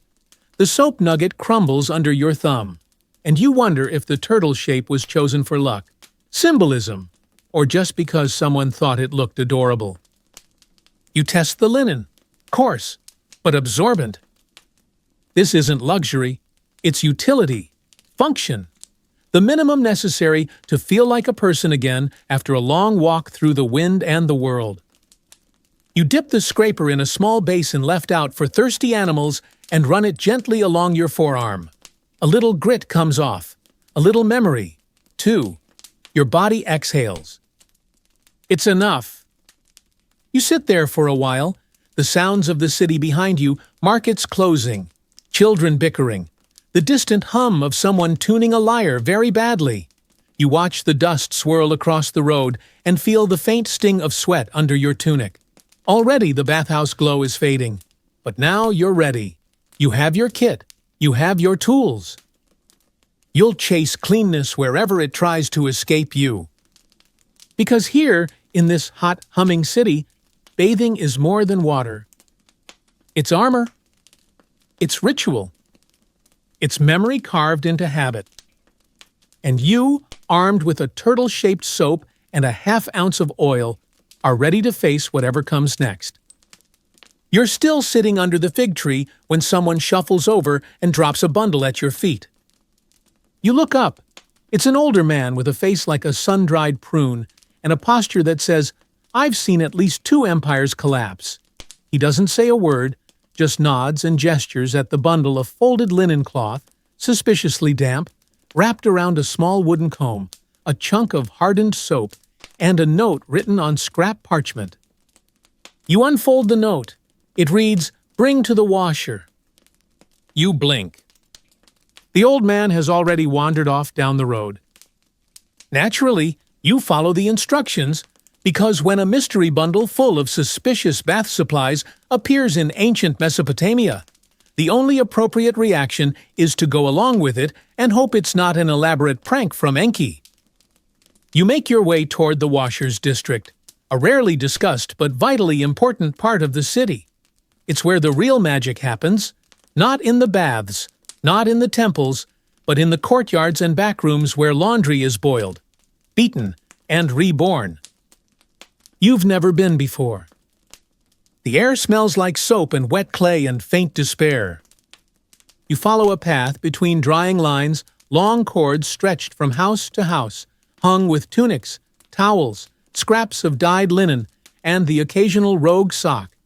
Yes, even here, the washers are hard at work, sleeves rolled, voices raised in a chorus of complaints. You catch fragments as you pass. This one has fish scales in the hem. Who oils their sleeves? What kind of elbows are these?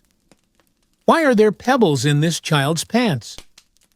You finally reach the central washing area, a series of shallow stone troughs filled with murky, frothing water. A woman with arms like amphorae stands waist-deep in the nearest basin, pounding a tunic against a flat stone with rhythmic fury.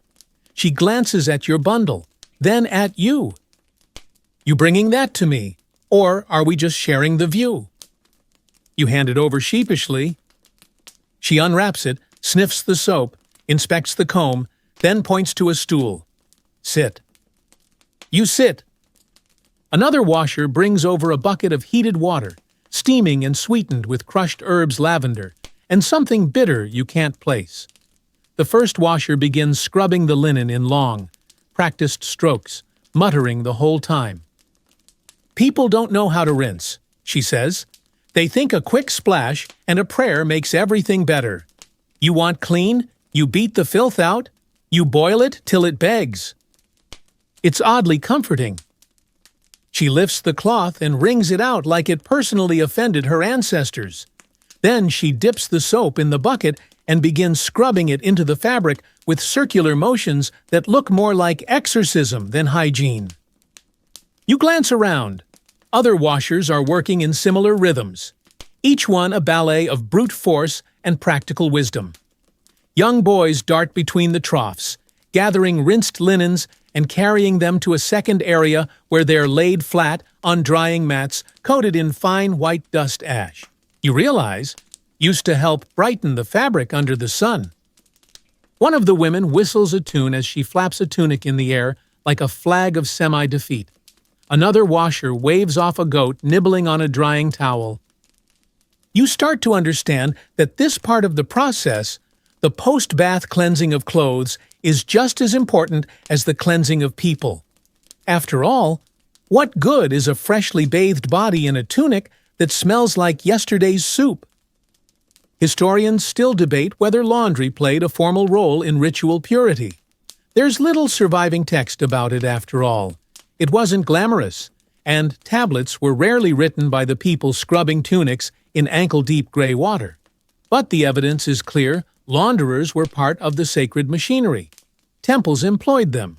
Nobles bribed them. Even priests knew better than to ignore their advice on water temperatures.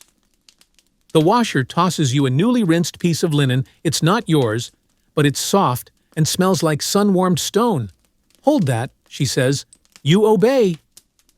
As she continues working, you ask her how long she's done this. "Too long," she replies, "since I could lift a bucket without falling into it." Is it hard? It's not bathing in flower oil, if that's what you mean, but yes and no. You get used to it. People bring you filth, and you give them back something closer to what they were supposed to be. You think about that. Kind of like the baths. She grins, exactly like the baths, but with more shouting and fewer priests trying to look modest. Eventually, she finishes wringing the linen and lays it across a flat rock to dry. "There," she says. "Tell whoever sent you that they now smell slightly less like regret." You thank her, though you still don't know who they are. As you leave the washer's district, carrying the clean bundle, the sun catches a row of drying tunics, fluttering like flags of quiet victory. Each one a little lighter, a little freer than it was an hour ago. You walk slowly, thinking about everything that's been cleaned today. Skin, fabric, spirit, none of it perfect. All of it better. And isn't that what cleansing is about? Not perfection, not eternal purity. Just the chance to begin again, less burdened than before.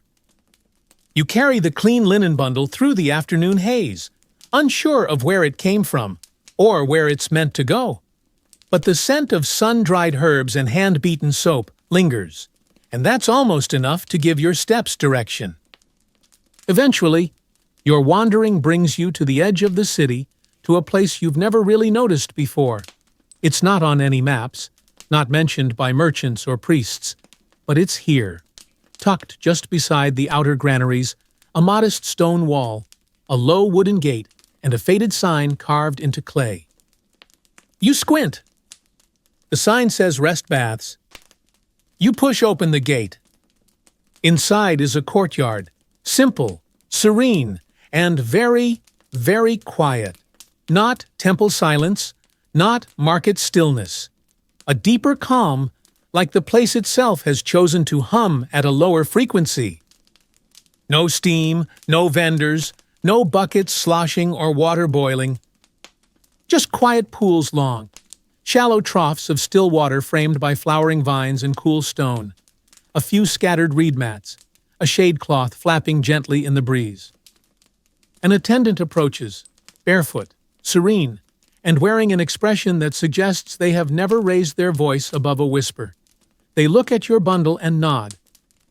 "Return bath?" they ask softly. You shrug. "I think so." They smile like you passed a riddle without knowing it. Leave it by the cedar shelf. You may bathe, if you wish. You hesitate. This place feels different. No soap, no oils, no hierarchies, just water. But your feet are tired, and your thoughts feel overcooked. And there's something about the stillness of the pool that pulls you in like gravity. You set the bundle down, remove your tunic, and step in. The water is cool, not cold, not warm, just bright, like it's been waiting for you, like it's not here to scrub or scald, just to hold you for a while. You sit. There's no ritual, no order of operations, no one watching. Just a space to be. You lean back against the smooth stone edge.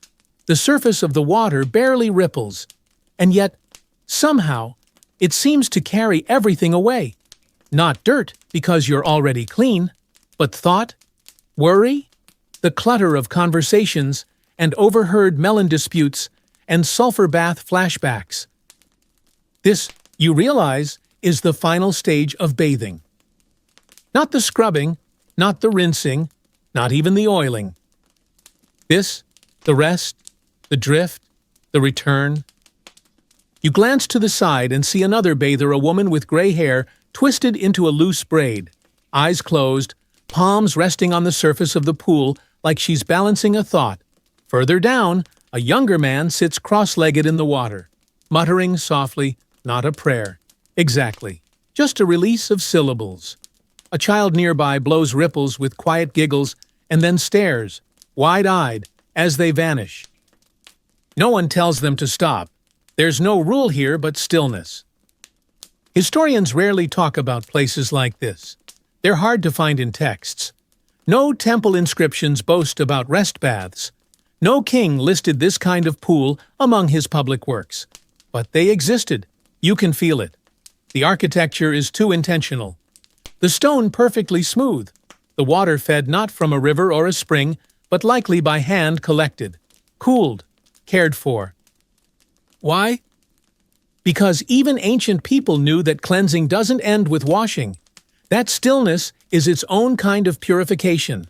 That after the noise and the scrubbing and the ritual and the scorching, there must be a place to float. A place to come back to yourself.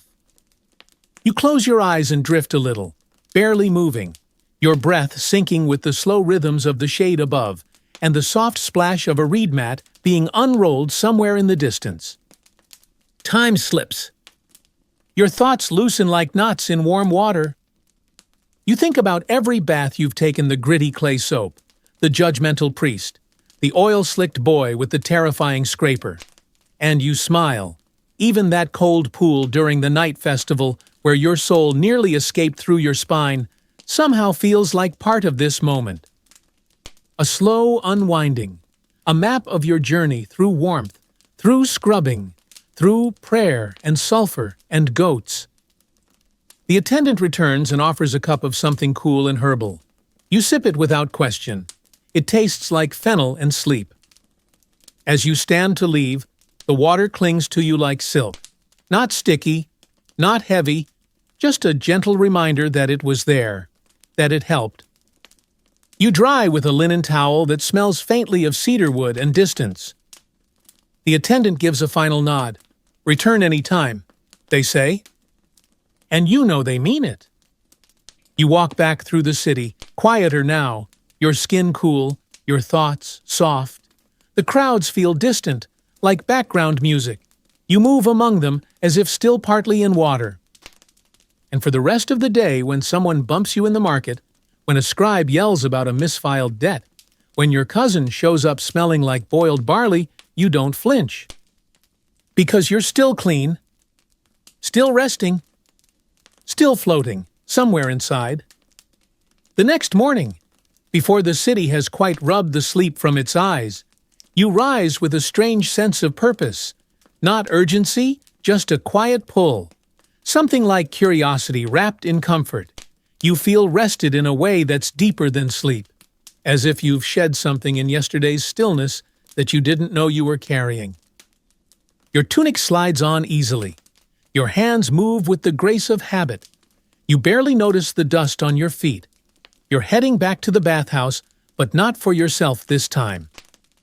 Your cousin's boy, Rami, has been sulking lately.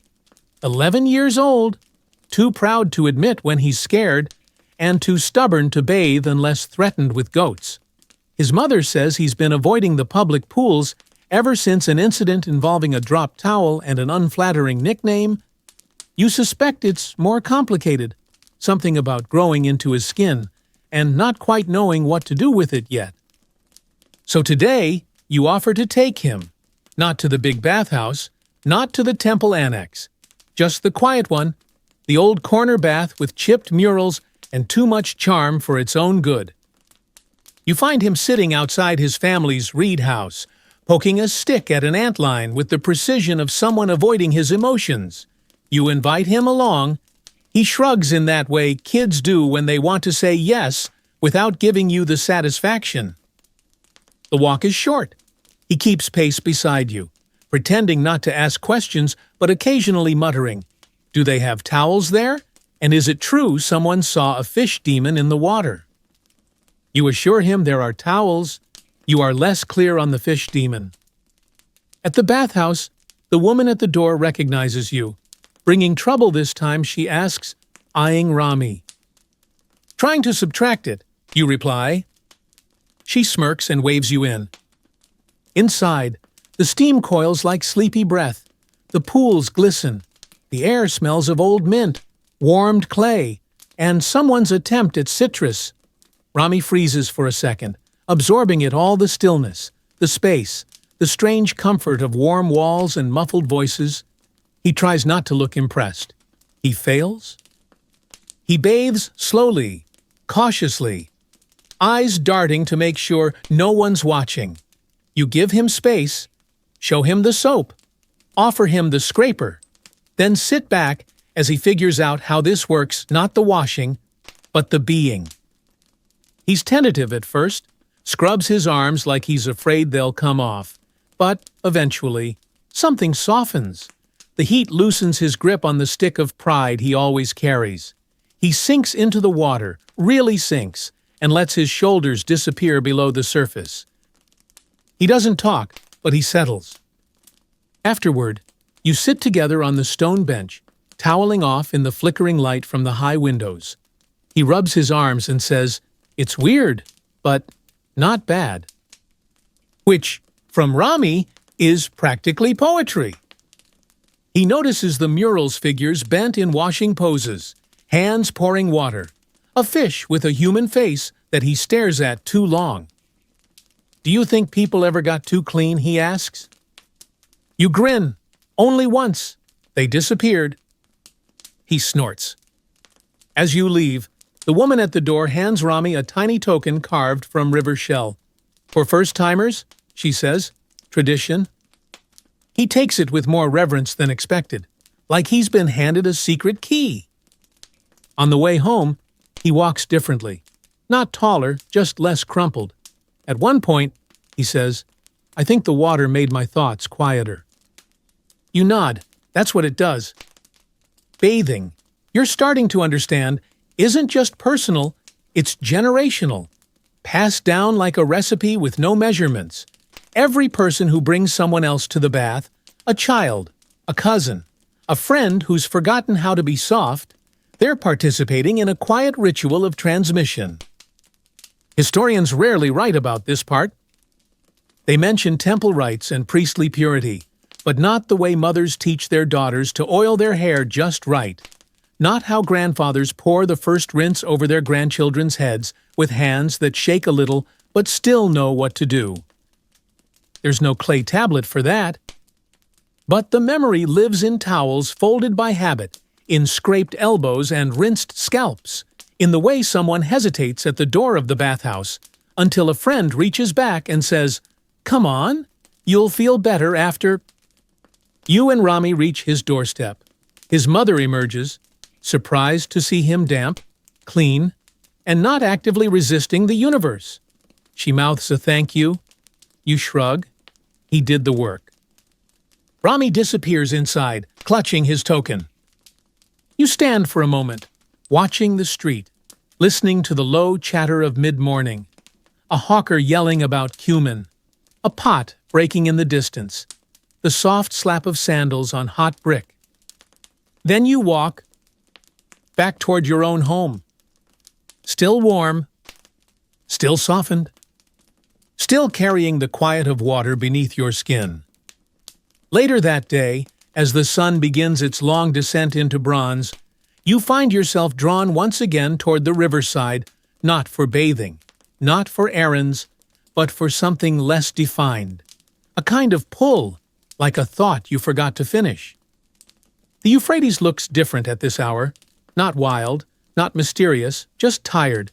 It laps gently at the banks, like it's trying to remember the day it just lived. The boats have mostly returned. A few linger, their hulls bobbing lazily. Cloth canopies flutter. A pair of fishers argue softly over who tangled the net and who's to blame for the vanishing eels. You sit on a low stone ledge beside a cluster of reeds. A small clay lamp is wedged into the earth nearby, probably left from some riverside offering. It's long since burned out. Behind you, someone clears their throat. You turn and see a familiar figure, the temple boy from the first bathhouse, the one who scrubbed your arms with the urgency of a broom in a dust storm. He grins. Didn't recognize you with your skin not flaking off. You smile back. Didn't recognize you with your hands not assaulting my elbows. He laughs and sits beside you, swinging his legs over the water. You were my last scrub of the day that morning, he says. You made me late to the grain delivery. I'll try to be filthier next time. You offer. He waves it off. Nah, you weren't even the dirtiest. That prize goes to the man who came in covered in soot and claimed he was deeply spiritual. You sit together in comfortable silence for a moment. Then he says, I heard you've been making the rounds. You nod. Old bathhouse, sulfur pits, even found a rest pool. He whistles. Not bad. You're practically an expert. You shrug, still figuring out what I'm actually learning. Everyone is, he says, that's the point. He pulls a small object from his pouch and hands it to you. A tiny clay figure shaped like a person squatting beside a basin. Hands outstretched, water pouring from an unseen source. Found this in the wall near the changing room. Must have been there forever. You turn it over in your hands. It's smooth in places, chipped in others. The face is simple two pressed dots for eyes, a crooked smile etched by some ancient thumb. They used to bury these, he says, as tokens, offerings, like a way of saying, thanks for letting me leave lighter. You hand it back. He shakes his head. Keep it. You tuck it into your tunic pocket. It feels right there. The temple boy stands, brushing his hands on his robe. Next time you come to the bathhouse, ask for me. I'll give you the soft cloth. Because you like me. Because I think your skin suffered enough. He leaves, whistling a tune that sounds like it was passed down from a grandmother who forgot the last note. You sit there a while longer, watching the way the river reflects the sky, and you think about the rituals, not the grand ones, not the ones on temple tablets or sung by priests, but the small, human ones, the way a hand dips into warm water, the way two people pass soap without a word, the way children splash and are gently, firmly told, don't waste the water it remembers. Historians still argue how spiritual the average bather was, whether these acts were genuinely sacred or just habit. But maybe there isn't a clear line between sacred and habitual. Maybe it's the doing that makes it sacred, the repetition, the respect. You pull the little clay token from your pocket again, run your thumb over its tiny arms. Maybe the person who made it was grateful. Maybe they were just bored. But either way, they left something behind. You leave the river's edge as dusk begins to stretch across the city. You pass through alleys with windows shuttered against the wind. The smell of lentils drifts from kitchen fires. Somewhere, a dog howls like it's trying to harmonize with the sunset. When you reach your door, you light a small lamp and place the clay figure beside it. Not on an altar, not with fanfare. Just near the warmth. As you sit on your mat and remove your sandals dusty, cracked, loyal, you realize you're not trying to stay clean anymore. You're just trying to live cleanly. Whatever that means. Maybe it's as simple as offering thanks with a soft cloth, or as complex as deciding which bath reflects your mood. Or maybe it's holding on to a moment of stillness and letting it shape how you walk through a world made of grit, sweat, and stories. You stretch out your legs, lean back, and listen. To water, somewhere in the distance. To a city, exhaling. To your body, remembering how to feel light. The next few days pass like soft cloth through fingers, uneventful on the surface, but deeply textured underneath. You go about your tasks, you sweep your little patch of earth, you help your neighbor chase her rooster out of her herb pots for the 5th time this week. You trade a cracked bowl for 2 onions and a story about someone's cousin who bathed once and accidentally joined a cult. But through it all, you start to notice something has changed. Not dramatically, just slightly, subtly. You see it in the way people talk about bathing. A merchant at the corner stall casually mentions he's trying a new oil blend made from crushed olives and something foreign that smells like sunburn. A group of children pass you on the street, carrying buckets and arguing over which bathhouse has the friendliest water. Even the priests at the temple gate seem unusually fragrant. And then you get an invitation. It's folded into a scrap of reed paper and delivered by a boy with the eager smile of someone who doesn't know what's in the note he just handed you. The writing is neat, formal, dust-smudged. You are invited to join the scented council. Tonight, just after dusk, South Garden. Bring nothing. Wear something washable. You stare at the note for a long time. There is no signature. No explanation. Just an odd sense that whatever this is, it's somehow the natural next step on your strange, bath-steeped journey. So, naturally, you go.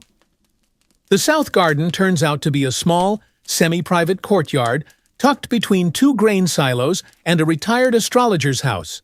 You arrive just after sunset, when the sky is the color of old wine and the air smells faintly of fennel and damp stone. There are maybe 6 other people gathered. No one speaks above a whisper. One older woman you vaguely recognize from the rest bath. A temple scribe you once saw shouting at a soap seller. And several others clean, calm, glowing just slightly under the torchlight. The leader, if there is one, steps forward. A man with a tunic so well oiled it reflects moonlight. He greets you with a gentle nod. "You've been bathing?" he says. You nod slowly, regularly, intentionally. You pause, increasingly. He seems satisfied. The group gathers in a circle around a large ceramic bowl. It's filled with fragrant water, still steaming. Sprigs of herbs float lazily at the surface. Basil, thyme, and something citrusy you can't place. One by one, members of the council dip their hands into the bowl. They don't say anything. They don't chant. They just pause, feel the warmth, the scent, the weight of the water on their fingers, and step back. You're motioned forward. You dip your hands. It's perfect. The water is just the right temperature. The scent gently climbs into your sinuses. It's like touching memory, like washing your hands in a dream you once had about comfort. As you step back, the scribe says softly, "This is not about cleansing the body. It's about remembering that you are something worth cleansing." You stare at him. That actually hits harder than expected. Another member adds, "We meet once a week. No rules, no rituals, just scent, stillness, and stories." Someone else, it's not about the soap, it's about the softness that follows. You listen as they talk, not giving advice, not preaching, just sharing. Small things. How one member discovered a specific kind of clay that calms their headaches. How another only bathes on odd-numbered days because her grandmother swore it kept away misfortune. How one man tried a new oil blend and accidentally fell asleep in the bathhouse for 4 hours and woke up a local legend. It's not organized. It's not sacred.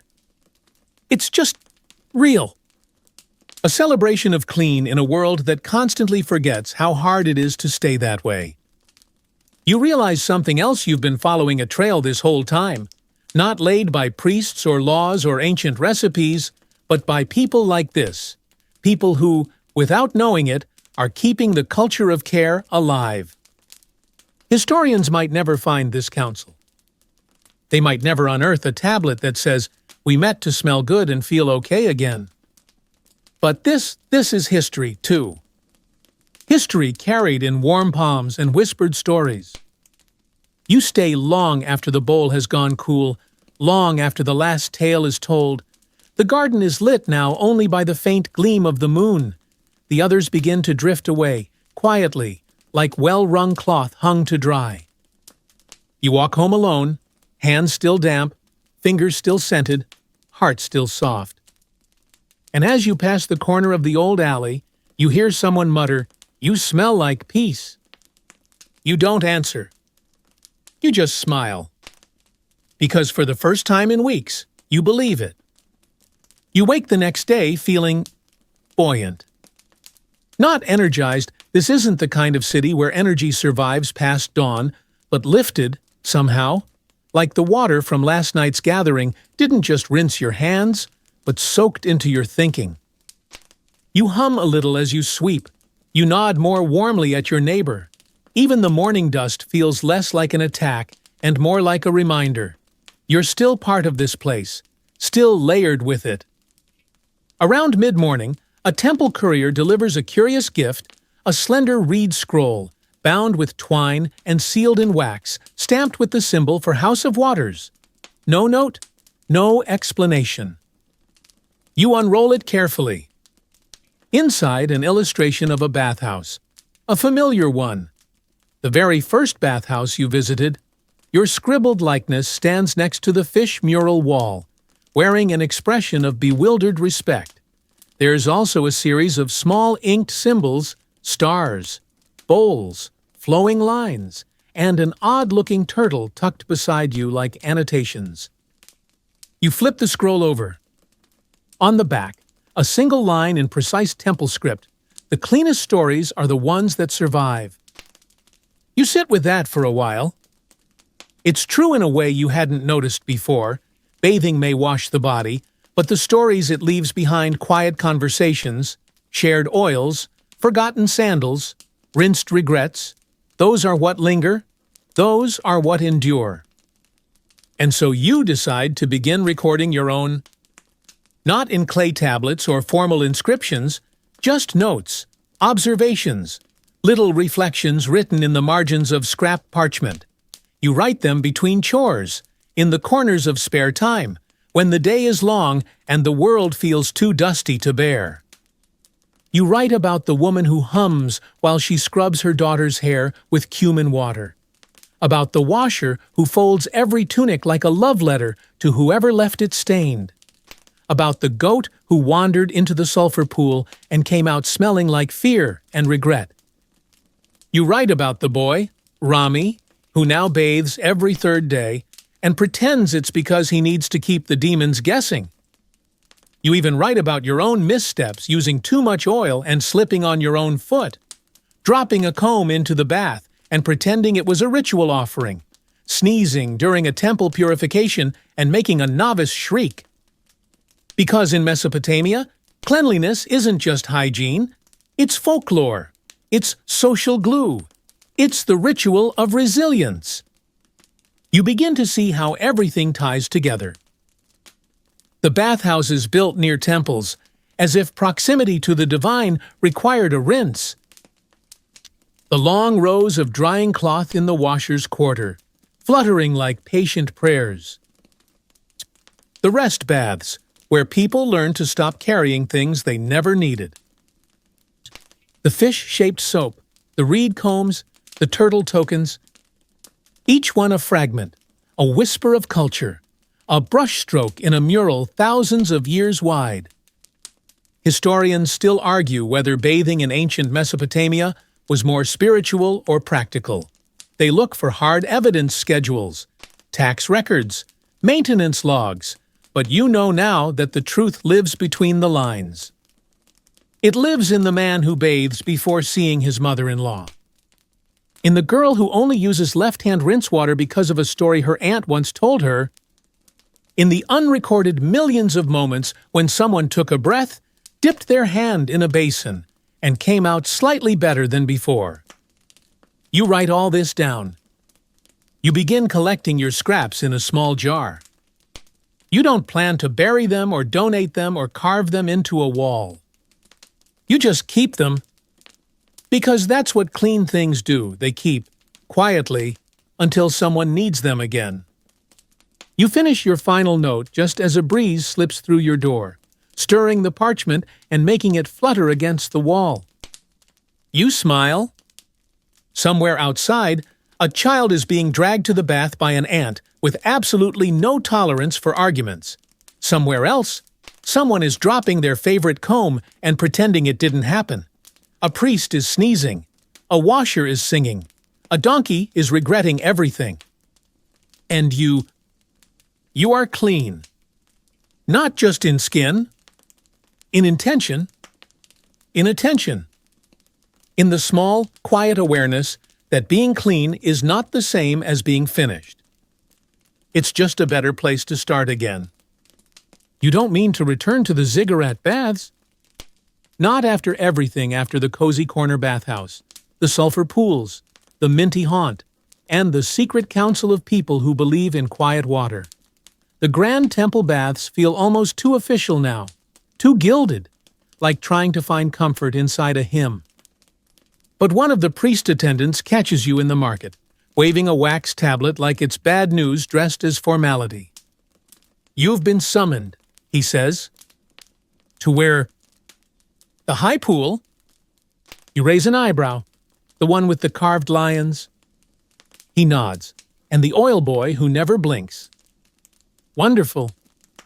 The high pool is something of a legend. Tucked atop the ziggurat's eastern rise, it's a ceremonial bath reserved for the most pure acts before festivals, offerings, dream rituals. You've never even been invited. And now, apparently, your bathhouse reputation precedes you. So you go. The climb is long, stone steps warmed by years of sun led up through narrow terraces and arches shaped like water jars. Each level gets quieter, more incense-soaked, more removed from the world of goats and gossip. By the time you reach the top, your sandals feel heavy and your thoughts feel small. The high pool is beautiful. It sits in an open courtyard of pale stone, surrounded by low walls carved with waves and vines. A pair of lion heads, water spouts, frame either end. The water is unnaturally still, like it's waiting for someone important to enter. You apparently... A priest in crisp linen greets you with a nod and no explanation. He gestures for you to disrobe. You do, setting your tunic aside with the reverence usually reserved for debt forgiveness. The priest offers a tiny cup of oil scented with frankincense and a kind of citrus that might be ceremonial orange. He gestures for you to anoint your hands, your head, your chest. You step into the water. It's warmer than you expect, not just heated, but held, as if the pool has memory, as if the water here has seen 100,000 prayers and knows not to rush. You move slowly. Nothing in this bath is meant to be hurried. It's a place to enter thoughtfully, to sink with intention. Across the way, a carved plaque reads, "Only the clean may speak with the divine." You wonder if that means physically clean or just the kind of clean that comes from knowing where your pain ends and your peace begins. A soft voice breaks the silence. It's another priest, reciting a cleansing prayer in Low Sumerian, almost whispered. The words drift across the water like smoke. You don't understand every syllable, but you don't need to. The cadence itself is enough. Wash, breathe, repeat. You immerse fully just once, slipping beneath the surface for the length of a single breath, and in that brief, enclosed stillness, you feel something strange. Not revelation, not holiness, but completion. Like every bath you've taken, every scrape and soak and squabble and rest led to this. You rise again into the warm air, dripping. The priest hands you a linen cloth so fine it could pass for temple parchment. You dry without rubbing, patting gently like the water has earned a little respect on its way out. You don't ask what this was about. No one explains. No one needs to. You're allowed to dress, offered a cup of water infused with pomegranate and basil, and gently shown the exit. As you descend the steps, the city slowly comes back into view: rooftops, market tents, bathhouse smoke, temple drums. But now you see it differently. You see every bathhouse as a small temple, every rinse as a quiet ritual, every scrape of a reed comb as an act of self-return. Historians might look at the high pool and write about sacred purification rites, required for communion with gods, but you'll remember the feeling of stepping into something that didn't need you to understand it, just to be present for it. You reach the bottom of the ziggurat and step back into the dust. A dog runs past, barking. A melon slips from someone's cart and cracks like thunder. The world resumes its cluttered rhythm. And you just walk softly, balanced. Not cleaner, exactly, but right-sized. As if for the first time, your body fits its place in the world. And when someone brushes past you in the crowd and mutters, "Careful," you smile and whisper, "I'm clean."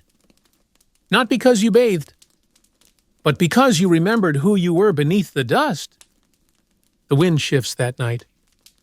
Not dramatically, just enough to rattle a shutter or two, to lift a linen cloth from a drying line and send it drifting like a sleepy ghost across the courtyard. You wake in the middle of the night for no particular reason. Not thirsty, not startled, just awake, as if your body remembered something your mind hadn't caught up with yet. So you get up. You wrap yourself in your softest tunic, the one that still smells faintly of crushed thyme, and that one good bath where no one judged your toes, and you step outside. The city is hushed, not silent. Cities never sleep fully. Somewhere, a dog sighs. Somewhere else, a pot clinks as it's nudged in a dream. But mostly, it's just the soft whisper of wind and river. You don't know where you're walking. You just let your feet lead you. They take you to the baths. Not anyone in particular. You find yourself standing near the first one again, the familiar fish mural, the warm tiles, the ghost of steam still rising in your memory. It's closed, of course, but the door isn't locked. You step in, barefoot. The place smells like faint soap and cooled stone, like yesterday's warmth wrapped in quiet. You walk slowly along the edge of the empty pools, running your fingers along the wall. The water's been drained for the night, but you remember exactly how it felt. The weight, the lightness after. You sit, not to bathe, just to be. The way you do after something ends. After something has worked its way through your bones and settled into memory. You've traced every corner of this ancient habit. From the temple altars to the sulfur pits, from reed scrubbing to sacred soaking, from splashy childhood avoidance to sacred adult quiet. And you realize you're not thinking about dirt anymore. You're thinking about care, about the rituals that teach you how to return to yourself. How to peel off a bad day, How to forgive your aching feet. How to sit with your body flawed, familiar, and remember it's yours. The city outside continues its slow, rhythmic breath. You lean back against the warm wall. Close your eyes. Let your thoughts stretch out like limbs in a hot basin. The figures you've met drift through your mind. The boy who scrubbed your arms like you owed him money. The priestess under the fig tree, talking about demons and divinity. Your cousin's boy, afraid of teasing but braver than he knew. The woman with arms like temple pillars who beat soap into wisdom. The secret council of scent who believed that stillness could be shared. The washer, the scribe, the rest pool, the fish soap, the laughter, the silence. They all live in you now. So does the clean. You're not scrubbed of all worry. That's not how this works. But you are softer, more porous, less brittle. The moon casts a long rectangle of light across the tile floor. Dust drifts through it like lazy stars.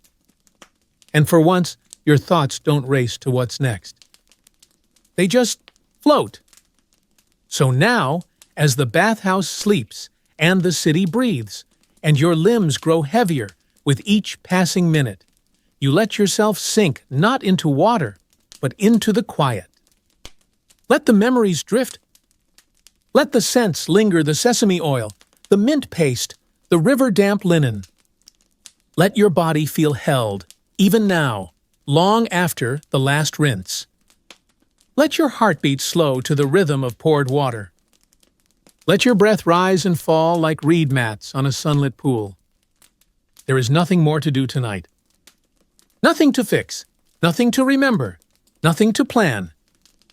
You are already clean enough.